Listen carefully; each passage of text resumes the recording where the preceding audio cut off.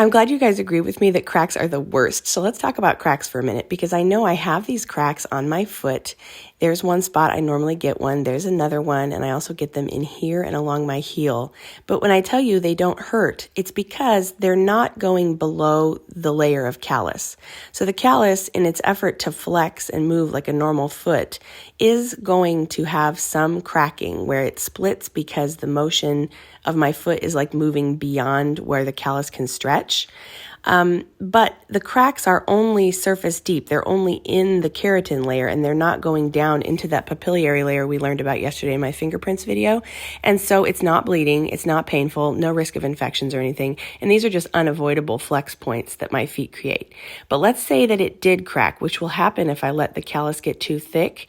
What I do is I would shave down all around this crack and all the skin surrounding it so that it will have a greater chance of flexing, because big hard callus is not going to flex at all, and it's going to pull that crack open. So by making it softer, it can flex better and actually have a chance to heal.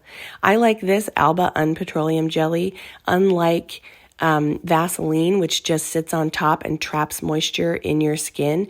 This is actually oils like castor oil and sunflower oil that will soak into the skin and keep it as flexible as possible until it has a chance to heal.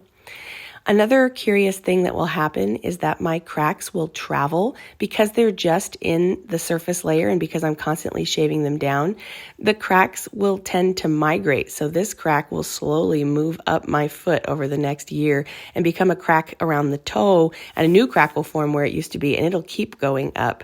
And in fact, this crack here will also migrate up my foot as I shave it month over month, and they will form into one crack that moves up toward my toes and eventually just disappear, and new cracks will form. But as long as I don't let them get below the epidermal level, they won't bleed and they won't hurt. They just have to be there so I can flex my foot.